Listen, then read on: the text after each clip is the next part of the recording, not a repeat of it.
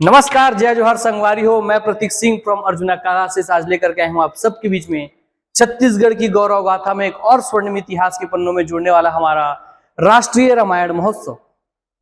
दोस्तों, राष्ट्रीय रामायण महोत्सव का हमारे छत्तीसगढ़ में होना अपने आप में एक बहुत ही बड़ी गर्व की बात तो है ही, साथ ही साथ इसका बहुत ही पुराना ऐतिहासिक महत्व भी है। आप जानते ही हैं, सर का परिचय को जरूरत नहीं हुई, आगे बढ़ते हैं। सर, राष्ट्रीय रामायण महोत्सव जो कि 1 से 3 जून रायगढ़ छत्तीसगढ़ में हुआ होगा। कुछ डाटा नहीं दिख रहा है तो मैं बोल रहा हूं, सुनते जाइएगा। ये हमारे पूरे छत्तीसगढ़ के हर एक नागरिक के लिए तो जरूरी है ही, साथ ही साथ जो भी छत्तीसगढ़ पीएससी व्यापम की तैयारी कर रहे हैं उनके लिए भी यहाँ पे फैक्ट के भरमार हैं, जो आपके आगे आने वाले समय आपको देखने मिलेगा और गारंटी के साथ देखने मिलेगा। सर, क्यों मिलेगा? क्योंकि दोस्तों, चक्रधर समारोह के स्थान पर इसको लेकर के आया गया है। और आपको पता है कि जब तक चक्रधर समारोह चल रहा था तब तो उससे भर के क्वेश्चन आए, आपने देखा होगा अपने एग्जाम में। तब उसके स्थान पर जब ये हुआ है तो यहाँ से भी डेफिनेटली आपके क्वेश्चन आएंगे। और इस वीडियो में आपके हर एक आयाम को मैं छूने वाला हूँ। क्या इसका सांस्कृतिक महत्व है, क्या इसका ऐतिहासिक महत्व है। चलिए दोस्तों, आगे बढ़ते हैं और स्वागत करते हैं हम भी आज अपने छत्तीसगढ़ के भांचा राम, जय सिया राम, जय सिया राम का। तो राष्ट्रीय रामायण महोत्सव दोस्तों, जो कि छत्तीसगढ़ में 1 से 3 जून 2023 को रायगढ़ छत्तीसगढ़ में हुआ था और रायगढ़ के रामलीला मैदान में इसका आयोजन हुआ है, जिसमें अपने आप में इसने रिकॉर्ड तोड़ दिए, वर्ल्ड रिकॉर्ड तो बनाए ही बनाए हैं। चलिए आइए स्वागत करते हैं। मां कौशल्या की धरती से देश में गूंजेगी रामधुन। तो देखिए दोस्तों, झारा झारा न्योता देते हुए खुद हमारे मुख्यमंत्री जी ने इस महाभव्य आयोजन का शुभारंभ किया था, राष्ट्रीय रामायण महोत्सव का, रामलीला मैदान रायगढ़ में। जैसे कि आप ये देख पा रहे हैं कि छत्तीसगढ़ में आयोजित होगा प्रथम राष्ट्रीय रामायण महोत्सव। और महत्व इसका इसलिए क्योंकि दोस्तों प्रथम रामायण महोत्सव था। और दोस्तों, जिसको अगर आप इसको बोलेंगे सिर्फ केवल क्षेत्रीय रामायण था क्या? सर नहीं दोस्तों। तो सर क्या राष्ट्रीय रामायण था? तो बोलूंगा हाँ दोस्तों, राष्ट्रीय तो लिखा ही है, राष्ट्रीय तो लिखा ही है।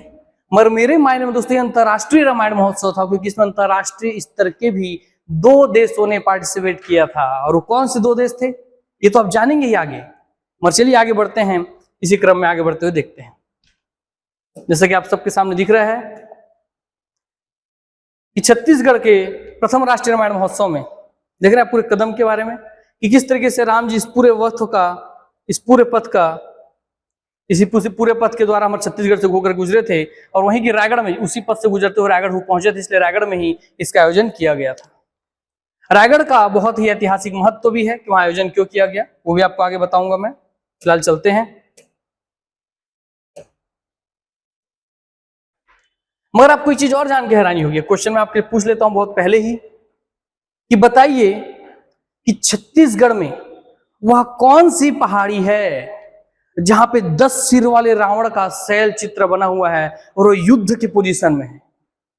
मतलब युद्ध की अवस्था में 10 सिर वाले रावण का शैल चित्र बना हुआ है। वो छत्तीसगढ़ की कौन सी पहाड़ी है, किस जिले में पाई जाती है, किस विकासखंड में पाई जाती है। ऐसी बहुत सारी क्वेश्चन आपसे बन के आ सकते हैं और इस क्वेश्चन का आंसर क्योंकि आपको आएगा एग्जाम में, मैं लास्ट में बताऊंगा ही। फिलहाल आइए हम इसके ऐतिहासिक महत्व को समझते हैं कि भांचा राम के ननिहाल में स्वागत है। और इसी भांचा राम की कहानी के तौर पे आप देखेंगे कि आगे हमारी मिताली ठाकुर जी आई थी, जिन्होंने मैथिली में श्री राम जी को विवाह की गारी गीत भी सुनाई। उसी में उन्होंने कहा कि मैं राम के ससुराल से आई हूं, राम के मायके में, है ना। तो ये बहुत ही अपने आप में महत्वपूर्ण बात है। इससे जो हमारा राम वनगमन पथ का प्रोजेक्ट था दोस्तों, इसको एक भारतीय स्तर पर पहचान मिलेगा। और अब छत्तीसगढ़ को भी पहचान मिलेगा कि हाँ, छत्तीसगढ़ का ननिहाल था हमारा, छत्तीसगढ़ ननिहाल था हमारे राम जी का। दोस्तों, इस पूरे आयोजन के बारे में जानकारी दी गई है कि विशेष प्रस्तुति के बारे में जानकारी दी गई है, शुभारंभ के बारे में जानकारी दी गई है। और इसमें आपको जान के और ज्यादा प्रसन्नता होगी कि इसमें 3 प्राइज रखे गए थे, first prize, second prize, third prize. First prize जिसमें 5 लाख दिया गया विजेता को, सेकंड प्राइज जिसमें 3 लाख दिया गया और थर्ड प्राइज जिसमें 2 लाख दिया गया दोस्तों। और आइए आपको उसकी एक झलकी में दिखाऊं ताकि आप उस भव्यता को महसूस कर सकें और राम जी के धुन में आप भी झूम सके। आइए देखते हैं उस भव्यता को। चलिए, अच्छे से देखने की कोशिश करते हैं, हो जाता है प्ले तो। चलिए,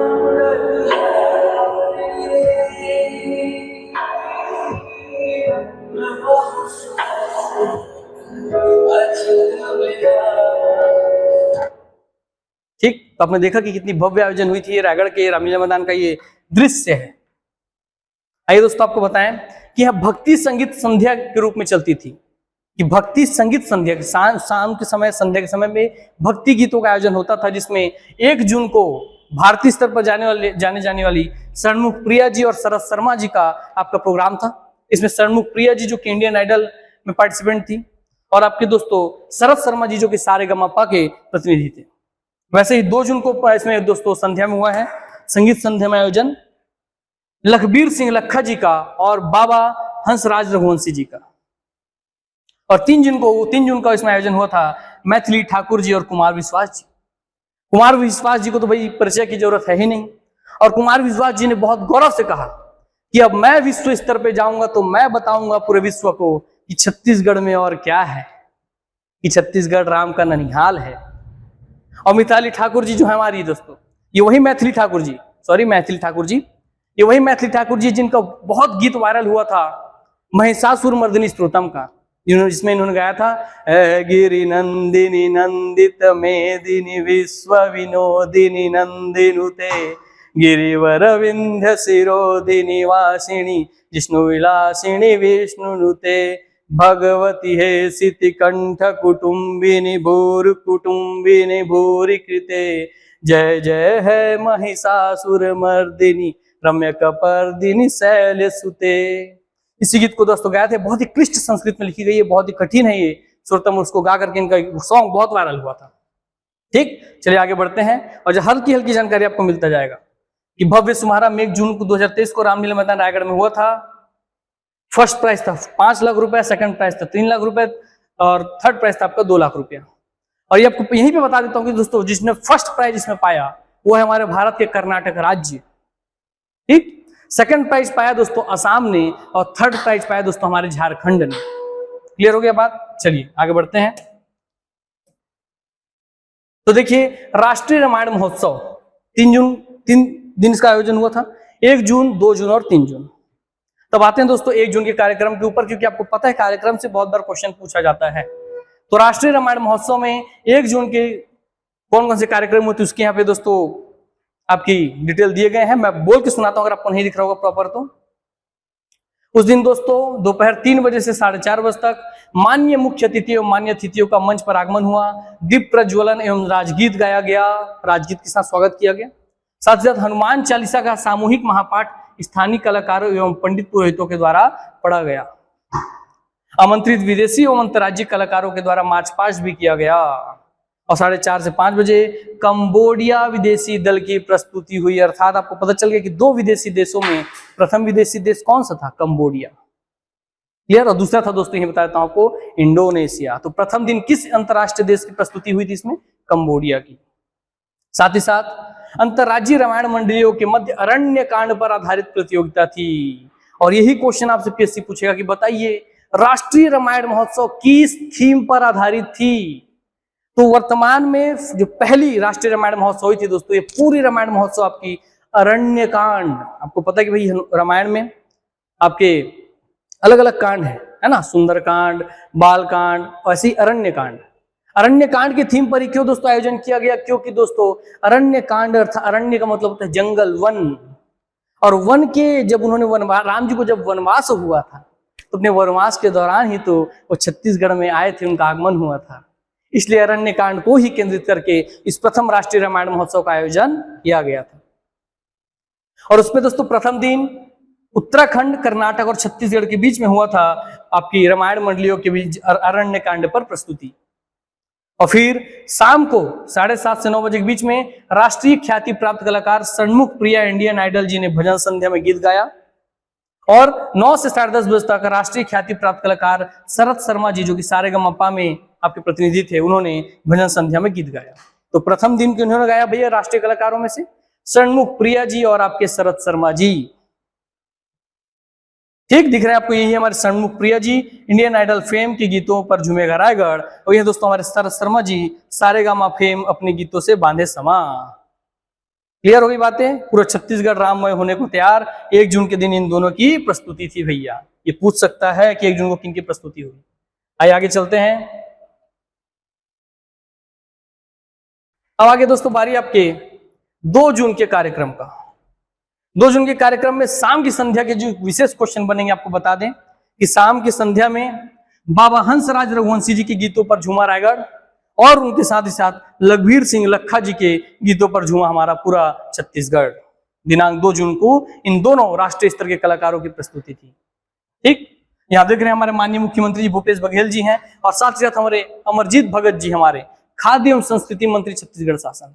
अब इनका क्यों भैया यहाँ पे फोटो लगा है, क्योंकि दोस्तों रामायण महोत्सव का आयोजन एक सांस्कृतिक कार्यक्रम था और ऐसे में संस्कृति मंत्री का फोटो होना तो जरूरी था। इसलिए आपसे क्वेश्चन पूछा जा सकता है कि भारत छत्तीसगढ़ के कौन से मंत्री सांस्कृतिक मंत्री के पद पर कार्यरत हैं, तो अमरजीत भगत जी, ये बात भी याद रख लीजिएगा। और इस दिन भी दोस्तों वैसे ही दोपहर 2 बजे से आयोजन प्रारंभ हुआ 2 जून को और मान्य मुख्य अतिथियों माननीय अतिथियों का मंच पर आगमन हुआ, दीप प्रज्वलन हुआ, राजगीत गाए गए, हनुमान चालीसा का सामूहिक महापाठ स्थानीय कलाकारों एवं पंडित पुरोहितों द्वारा किया गया और 2:30 से शाम 8:30 बजे तक अंतर्राज्यीय रामायण मंडलियों के मध्य अरण्य कांड पर आधारित प्रतियोगिता हुई, जिस दिन झारखंड, महाराष्ट्र, मध्य प्रदेश, असम, उड़ीसा, हिमाचल प्रदेश, गोवा, छत्तीसगढ़ ने अपनी अपनी प्रस्तुति दी। साथ ही साथ बाबा हंसराज जी का उस दिन भैया वो हुआ आपका कार्यक्रम हुआ और लखबीर सिंह लखा जी का। तो इसमें दोस्तों 2 अंतरराष्ट्रीय देश कंबोडिया और इंडोनेशिया ने पार्टिसिपेट किया और भारत के टोटल छत्तीसगढ़ सहित 13 राज्यों ने प्रस्तुति दी है। तो कुल कितने राज्य? 13 राज्य। कितने देश? 2 अंतरराष्ट्रीय देश। कौन कौन? कंबोडिया और इंडोनेशिया। कौन सी तारीख? 1 से 3 जून 2023। कहा? छत्तीसगढ़ के रामायण के रायगढ़ के रामलीला मैदान में। 1 जून को किनका? सन्मुख प्रिया जी का। और 2 जून को भैया आपको दिख रहे हैं बाबा हंसराज जी का और लखबीर सिंह लखा जी का। आइए आते हैं 3 जून की ओर। 3 जून को भी दोस्तों आयोजन था और उस दिन हमारे यहाँ छत्तीसगढ़ पधारी थी मैथिली ठाकुर जी। लोक एवं भक्ति गीत बढ़ाएंगे रामायण महोत्सव की शोभा और साथ ही साथ अपने अपने राम जी से जिन्होंने पूरे रायगढ़ का समा बांध लिया, वो थे हमारे डॉक्टर कुमार विश्वास जी। इनको किसी परिचय की आवश्यकता ऐसे भी नहीं है, अपने आप में ही महान व्यक्तित्व के धनी भी हैं, एक प्रसिद्ध कवि भी हैं, विश्व प्रसिद्ध कवि भी हैं और साथ साथ जब से इन्होंने अपने अपने राम की कार्यक्रम का आयोजन करने लगे हैं तब से पूरे विश्व में और भारत की ख्याति को बढ़ाया है इन्होंने। तो इनको सत सत नमन है मेरा। क्लियर हो गई बातें? तो रामलीला मैदान रायगढ़ में एक बार फिर भगवान श्री राम की भक्ति में झूमेगा पूरा प्रदेश। इस दिन दोस्तों आपको बता दें कि इस दिन, क्योंकि आखिरी दिन है इसलिए आखिरी दिन से क्वेश्चन बहुत बार पूछेगा, बहुत ज्यादा क्वेश्चन पूछ सकता है। तो देखिए, राष्ट्रीय रामायण महोत्सव 2023 रामलीला मैदान रायगढ़, समय सारणी 3 जून शनिवार, समापन समारोह। अंतरराज्यीय रामायण मंडलियों के मध्य अरण्य कांड। देखिए हमेशा अरण्य कांड पे प्रस्तुति हो रही है क्योंकि अरण्य कांड यानी वन का कांड, वन के समय का बात हो रहा है। वन के समय पे ही राम जी हमारे रामायण छत्तीसगढ़ में पधारे थे। तो इस दिन प्रस्तुति हुई केरला, उत्तर प्रदेश, पश्चिम बंगाल और छत्तीसगढ़ की। अर्थात छत्तीसगढ़ ने तीनों दिन तक प्रस्तुतियां दी हैं। वह कौन राज्य है जो 1 जून, 2 जून, 3 जून तीनों ही दिन प्रस्तुति दिया? तो छत्तीसगढ़ भाई। और शाम 6 से 6:30 बजे तक कंबोडिया की विदेशी दल ने प्रस्तुति दी। शाम को 6:30 से 7 बजे महत्वपूर्ण है, पूछेगा आपसे कि शाम की 6:30 से 7 बजे केलो महाआरती हुई। रायगढ़ की जीवन रेखा कहे जाने वाली केलो नदी का दोस्तों महाआरती का आयोजन किया गया, जिसका मुख्य उद्देश्य था केलो नदी को फिर से पुनरुद्धार करना, फिर से उसको जल से भैया परिपूर्ण करना। इसलिए केलो महाआरती का आयोजन किया गया और उस दिन दोस्तों दीपदान किया गया। और दीपदान अपने आप में बहुत महत्वपूर्ण है क्योंकि रायगढ़ के ही स्व सहायता समूह में कार्यरत महिलाओं ने गोबर से बनाए थे दोस्तों दिए, और उस गोबर से बने हुए दियों से दीपदान किया गया हमारे केलो नदी में।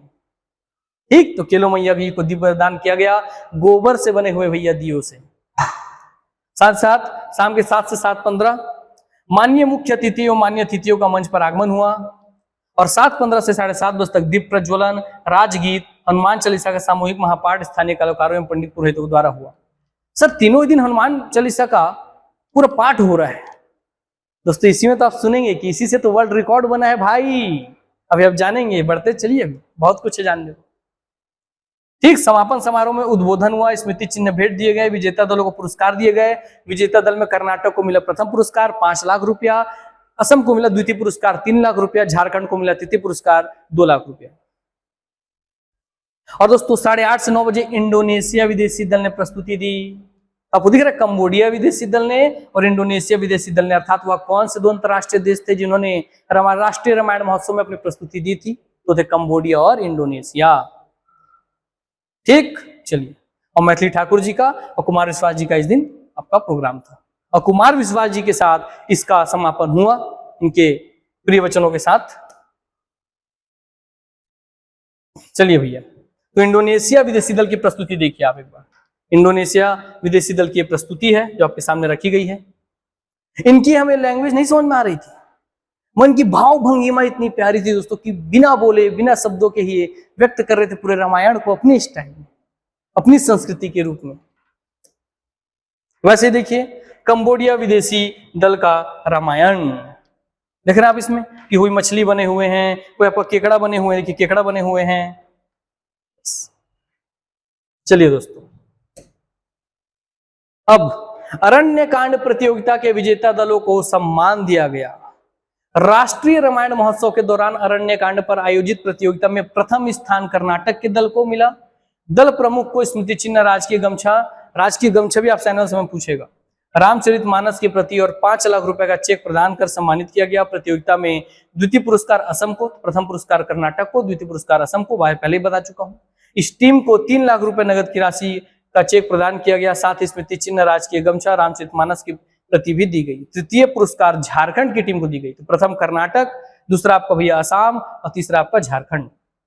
इस टीम को 2 लाख रुपए की 5 लाख, 3 लाख और 2 लाख रुपया, ठीक। स्मृति चिन्ह, राजकीय गमछा, रामचरितमानस की प्रति प्रदान की गई। रायगढ़ नगर निगम महापौर श्रीमती जानकी काटजू ने मुख्यमंत्री को गदा भेंट की। तो लीजिए एक और क्वेश्चन बन गया कि किन्होंने माननीय मुख्यमंत्री साहब जी को गदा भेंट किया? गदा तो थी भैया रायगढ़ नगर निगम की महापौर श्रीमती जानकी काटजू जी ने। जानकी काटजू जी, क्लियर हो गई बातें? देखिए, और साथ ही साथ मुख्यमंत्री जी ने, ये क्वेश्चन आपसे पूछेगा कि मुख्यमंत्री जी ने दी 465 करोड़ रुपए के विकास कार्यों की सौगात किसको? रायगढ़ को। 258 करोड़ 74 लाख 26 हजार रुपए के 59 कार्यों का भूमि पूजन एवं शिलान्यास किया, और साथ साथ 207 करोड़ 4 लाख 49 हजार रुपए की लागत के 53 कार्यों का लोकार्पण किया। तो पूछ सकता है टोटल कितने करोड़ का दिया भैया? 465 करोड़ रुपए का कार्य दिया। और साथ ही साथ अब आपके एग्जाम में पूछे जाएंगे ही क्वेश्चन राम वनगमन पथ से। वो राम वनगमन पथ जिस पथ पर चल मर्यादा पुरुषोत्तम हुए भगवान राम। तो इसलिए दोस्तों राम वनगमन पथ के पूरे नक्शे के बारे में आपसे पूछेगा, डेफिनेटली श्योर है, जिसकी टोटल लंबाई कोरिया से सुकमा तक आस्था और आध्यात्म के 2260 किलोमीटर है, और इस बीच में 9 पड़ाव पौराणिक कथाओं की जीवंतता के केंद्र है। तो कितने स्थान प्रसिद्ध है इसमें? 9 केंद्र। टोटल लंबाई कितनी? 2260। और वह कौन कौन से स्थान थे आपसे आने वाले समय में पूछेगा ही। छत्तीसगढ़ में बीते वनवास काल के प्रसंगों पर आधारित राम कथा के विभिन्न प्रसंगों की अभिव्यक्ति का विराट मंचन। मानस मंडलियों द्वारा अरण्य कांड के प्रसंगों पर विशेष प्रस्तुति हुई। केलो आरती और सामूहिक हनुमान चालीसा का पाठ किया गया। अलौकिक दीपदान की बिखेरेगी छटा। देश के विभिन्न राज्यों और विदेशों के कलाकार भी होंगे शामिल। हमारी पावन धरा से देश में गूंजेगी राम धुन। आइए हम सभी 1 से 3 जून 2023 रामलीला मैदान रायगढ़ में आयोजित इस अलौकिक महोत्सव के साक्षी बने। ये हमारे मुख्यमंत्री जी आपसे निवेदन कर रहे हैं। दोस्तों राम वनगमन पथ जब आप क्वेश्चन का हिस्सा बन ही गया है, इसको प्रमोट किया गया, तो दोस्तों आपके सामने वो 9 स्थान यही है 1 2 3 4 5 6 7 8 9।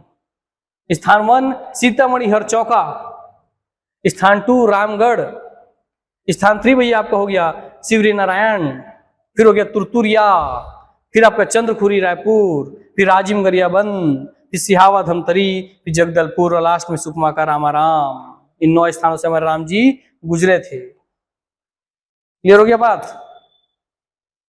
देखो अपना छत्तीसगढ़, तो छत्तीसगढ़, आइए भैया आपको हम कोशिश करते हैं दिखाने की, अगर हो सके तो, ताकि आप लोगों को एक झलकी मिल सके देखने के लिए।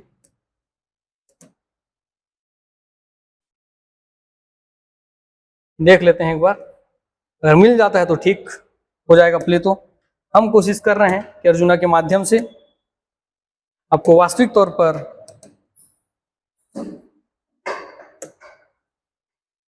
चलिए आपके नसीब में नहीं लग रहा कि प्ले होगा भाई रामबन उन पर, तो फिलहाल आगे बढ़ते हैं। देखिए हमारी आस्था को सम्मान मिला, golden book of world record बना है इससे। तो आपके एनुअल एग्जाम में आपको मिलेगा ही सार्थकता इससे कि most stage artist performing on Aranya Kand का रिकॉर्ड मिला एक तो, कि आज तक इतने स्टेज आर्टिस्ट ने अरण्य कांड पे प्रस्तुति नहीं दी, तो पहला अवार्ड यही मिला कि सबसे ज्यादा आर्टिस्ट ने अरण्य कांड पे प्रस्तुति दी स्टेज पर। और दूसरा सबसे ज्यादा कलाकार और सबसे देर तक चला कार्यक्रम। राष्ट्रीय रामायण महोत्सव के आयोजन को लेकर 2 वर्ल्ड रिकॉर्ड बने हैं। राज्य के संस्कृति विभाग द्वारा आयोजित राष्ट्रीय रामायण महोत्सव में पहला वर्ल्ड रिकॉर्ड अरण्य कांड पर सबसे ज्यादा समय तक 3 दिनों तक लगातार 765 मिनट, जो कि क्वेश्चन पूछेगा कितने मिनट, 765 मिनट, 765। अब आपको याद रहेगा। अरण्य कांड पर मंचन करने पर बना रिकॉर्ड। छत्तीसगढ़ सहित 13 राज्य, तो छत्तीसगढ़ के साथ साथ 13 राज्य और 2 विदेशी दल, आपका कंबोडिया इंडोनेशिया के 17 दलों ने, कितने दलों ने, 17 दलों ने, ये 375 कलाकारों ने इसमें हिस्सा लिया। राज्य के संस्कृति विभाग को most stage artist performing on Aranya Kand का रिकॉर्ड प्रदान किया गया। सबसे ज्यादा कलाकार और सबसे देर तक चलने वाले अरण्य कांड पर कार्यक्रम के लिए यह रिकॉर्ड बना। रायगढ़ जिला प्रशासन को भी 10,000 से अधिक लोगों द्वारा सामूहिक रूप से हनुमान चालीसा का पाठ करने के लिए वर्ल्ड रिकॉर्ड प्रदान किया गया। तो आप समझे क्यों हनुमान चालीसा का पाठ प्रत्येक शाम को होता है, क्योंकि दोस्तों उससे वर्ल्ड रिकॉर्ड स्थापित हुआ है। क्लियर हो गई बातें, चलिए। और छत्तीसगढ़ के संस्कृति विभाग और जिला प्रशासन रायगढ़ को golden book of world record प्रमाण पत्र मिला। तो किसको, संस्कृति विभाग और जिला प्रशासन रायगढ़ को। रायगढ़ हुआ राममय।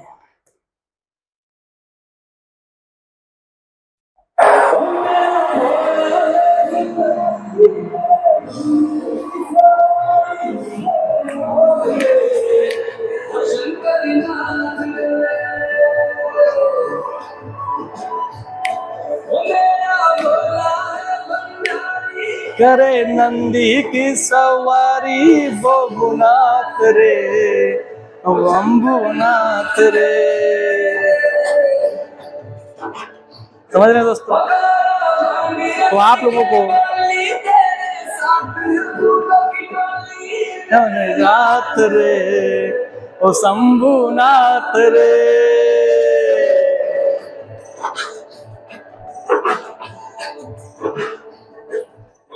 तो दोस्तों आप कहीं से भी हो, आप फ्री में इस महान कार्यक्रम से जुड़ सकते थे। YouTube में बिल्कुल फ्री लाइव टेलीकास्ट हो रहा था। अगर आप नहीं जुड़े तो ये आपकी दुर्भाग्यता है, मगर अब भी जाकर के पूरे वो सेशन पड़े हुए हैं दोस्तों, उसको देखिए और उससे जुड़िए और महत्व तो समझिए कि छत्तीसगढ़ की पावन भूमि को राम भूमि के नाम से अब जाना जाएगा आने वाले समय में।